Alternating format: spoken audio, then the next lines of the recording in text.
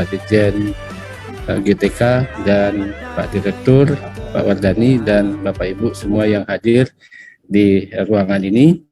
Dan presentasi akan lebih banyak dilakukan oleh tim Pak Yogi. Saya hanya menggarisbawahi apa yang disampaikan oleh Pak Dirjen tadi, bahwa perubahan kurikulum sekarang ini bukan sekedar perubahan administrasi, perubahan apa seperti yang biasa-biasa, tapi lebih kepada perubahan mindset, pemikiran pola pikir. Kemudian kurikulum itu sebagai alat untuk menjawab tantangan persoalan dalam kehidupan. Jadi fokus kita adalah bagaimana kita mempersiapkan anak secara lewat semua kemampuan yang ada di dalam dirinya, olah pikirnya, olah rasanya, olah karsanya, olah hatinya, dan olah semua potensi itu dengan memberikan ruang yang seluas-luasnya kepada setiap anak untuk mengeksplor selalu kemampuan-kemampuan unik mereka. Dan kita tahu Tuhan itu tidak mengenal produk gagal, dan semua manusia diberikan keistimewaan, kekuatan, dan dunia pendidikan berperan sebagai wahana untuk memberikan ruang yang seluas-luasnya, sehingga si anak itu menyadari dari dini bahwa dia punya kemampuan unik, punya potensi yang berbeda dengan yang lain. Dan seperti planet masing-masingnya konsisten di orbit masing-masing, seperti itu juga manusia, dia menempati ruang yang tidak ditempati oleh orang lain sebetulnya. Jadi tidak satupun ruang dalam kehidupan ini ditempati oleh dua unsur yang berbeda, tidak satupun orbit ditempati oleh dua planet yang berbeda. Kenapa? Karena Tuhan tidak ingin kita bertuburkan satu sama lain. Dan mari kita dorong proses-proses pembelajaran yang selama ini mungkin membelenggu, tetapi dengan kurikulum merdeka ini kita betul-betul memerdekakan si anak dari segala bentuk belenggu pemikiran dan apa selama ini yang membuat mereka tertinggal dari perkembangan ilmu pengetahuan dan kehidupan. Dan kita tahu kehidupan itu sangat dinamis dan perubahan itu per menit, per detik. Bapak Ibu, saya ingat pepatah kuno bahwa kita tidak dapat datang ke sungai yang sama dua kali. Artinya ketika datang pertama kali kita ketemu air yang itu, dan datang kedua kali air yang tadi sudah pergi lagi. Nah begitu juga anak-anak kita. Anak yang kita temui sekarang itu bukan anak yang 10 menit yang lalu, yang 2 menit yang lalu, 3 menit yang lalu, sehingga mungkin dalam waktu beberapa menit itu dia sudah mengubah pola pikirnya, terinspirasi oleh berbagai hal, dan ini yang harus kita akomodasi. Kalau selama ini seperti kata Pak Dirjen tadi, anak dipaksa mengikuti kurikulum dan semuanya diukur dengan kemampuan yang sama, dan seolah-olah anak digiring ke satu titik yang sama, sehingga semua anak itu akan memperebutkan satu titik yang sama, dan itu akan menyisakan manusia-manusia yang teraniaya. Dan inilah yang kita tidak hindarkan lagi, yang harus kita hindarkan. Jadi semua anak diukur dengan kemampuan yang sama, seluruh mata pelajaran harus 100 semua, akhirnya mereka menjadi orang yang mengambang, dan itu kita rasakan setelah kita tamat sekolah menengah, tamat kuliah pun kita tidak tahu apa sesungguhnya yang berperan utama di dalam diri kita, dan kita masuk ke dalam wilayah yang tidak tahu kita sebetulnya, padahal kita sudah sekian lama kita belajar. Nah, mestinya di sini setiap anak itu memiliki ruang masing-masing, sehingga tidak salah kalau ada ungkapan bahwa satu anak satu kurikulum, atau bahkan satu anak sejuta kurikulum, gitu. Karena kurikulum itu jalan yang kita siapkan, dan tentunya kita tidak lagi menyiapkan satu jalan seperti selama ini. Semua anak dapat materi yang sama dengan cara yang sama, pengalaman yang sama, penilaian yang sama, kemudian target yang sama. Akhirnya mereka begitu tamat kuliah nilainya tinggi, tapi mereka menjadi orang yang mengambang dan tidak tahu siapa dirinya. Dan ini yang berbahaya sebetulnya. Mudah-mudahan dengan kurikulum merdeka ini, seperti apa yang diungkapkan Pak Dirjen tadi, kita bisa memperbaiki itu semua, dan jangan sampai kita meninggalkan generasi yang lemah di kemudian hari. Mari kita fasilitasi mereka. Mereka tidak ada produk Tuhan yang gagal. Semua kata Tuhan, setiap nyawa yang kuberikan, aku perhitungkan dengan matang untuk apa dia lahir. Artinya setiap individu itu punya tempat dalam kehidupan, dan dunia pendidikan membantu setiap anak untuk menemukan ruang-ruang yang sudah diperuntukkan bagi dia dalam secara fitrah sebetulnya. Dan jika ini bisa terjadi, kita bisa bayangkan dari 30 anak satu kelas tumbuh menjadi 30 yang hebat-hebat semua, sesuai dengan posisi yang masing-masing, sesuai dengan orbitnya masing-masing. masing-masing, disitulah mereka saling berkolaborasi sebetulnya.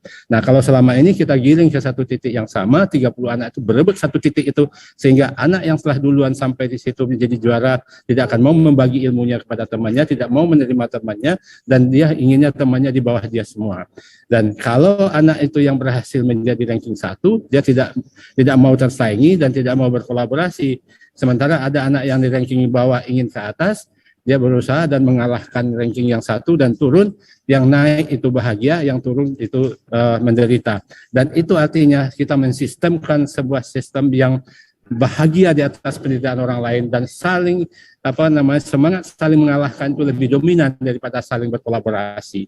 Tapi kalau dengan kurikulum merdeka ini, anak menyadari keunikannya di mana, potensinya di mana, sehingga dia dengan temannya itu saling menghargai, saling ini berkolaborasi, saling membutuhkan satu sama lain, membangun suatu mungkin perusahaan seperti kata Pak Dirjen tadi, mungkin satu aktivitas tertentu yang melibatkan anak berbagai bidang, sehingga dia merasakan sejak ini bahwa perbedaan di antara kita adalah berbagi peran untuk membangun harmoni kolaborasi dalam kehidupan.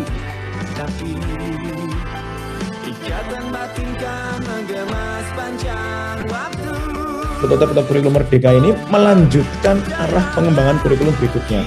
Jangan berpikir, oh ini menteri baru ganti kebijakan, oh ini menteri baru ganti kurikulum. Tidak juga. Kurikulum yang sebelumnya sudah kurikulum lama, 2013 sudah hampir 10 tahun ya.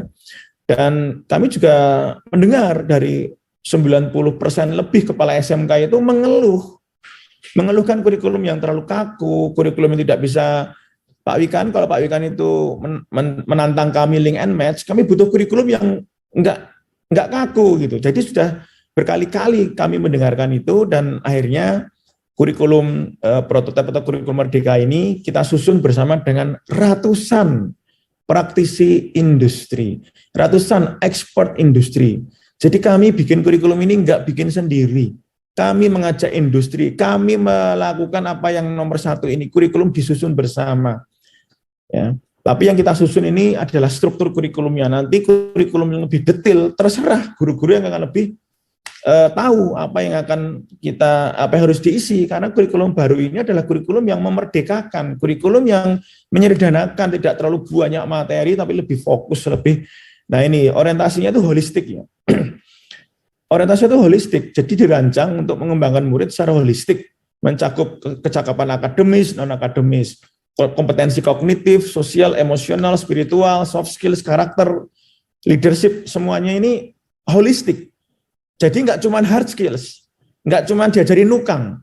Di kurikulum ini tujuannya holistik. Ini melanjutkan sebenarnya arah pengembangan kurikulum sebelumnya. Di kurikulum 2013, tujuannya kan menciptakan SDM yang kompeten, unggul, terampil, berdaya saing, ya kita lanjutkan. Tapi caranya agak kita modifikasi dengan project based learning. Kemudian yang nomor 2, saya lanjut dulu, berbasis kompetensi ya, bukan konten yang mengunci, bukan konten yang kaku, bukan mengejar sekedar ketuntasan materi terus habis itu merasa sudah selesai gitu. Jadi memang ini merancang kita merancang anak-anak itu harus kompeten.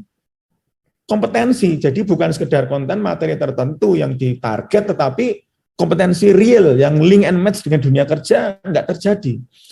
Yang ketiga, kontekstualisasi dan personalisasi. Konteks, ada konteksnya dan berbasis siswa, karena siswa itu kan tidak sama, jadi memang personalisasi. Jadi kurikulum itu dirancang sesuai konteks budaya lokal, misi sekolah, lingkungan lokal, kondisi industri, atau di area di tempat SMK itu berada, atau mungkin ada rencana strategik Pemda untuk mengembangkan kawasan industri, kawasan pariwisata, atau mungkin kawasan ekonomi khusus, atau mungkin ada kebijakan target strategik di lokal. Jadi ini sesuai konteks dan tentunya sesuai dengan passion, itu kebutuhan murid ya, kebutuhan murid paling bawah itu. Sesuai passion serta sesuai dengan karakter siswa.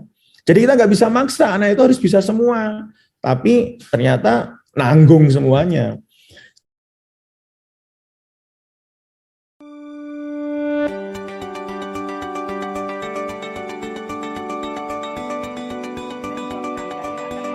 Sehingga Hasan, sehingga nanti ketika penjara. Semua karya besar berawal dari mimpi dan keinginan yang besar untuk mewujudkannya. Namun, impian saja tidak cukup tanpa keahlian dan keterampilan yang mendukung. Di SMK, kami belajar keterampilan dimulai dari hal yang paling dasar.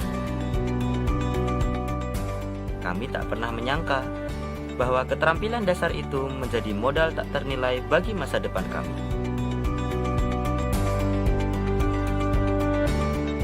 Berbekal keterampilan itu, kami mengembangkan diri kami dengan bumbu kerja keras, ketekunan, serta semangat khas SMK yang pantang menyerah untuk mencapai keberhasilan.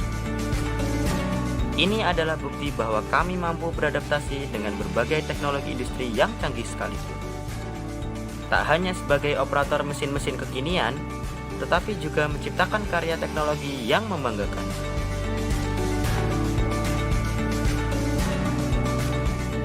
Kami siap menyambut era digitalisasi menuju masa depan pasti. Ini keahlianku, mana keahlianmu?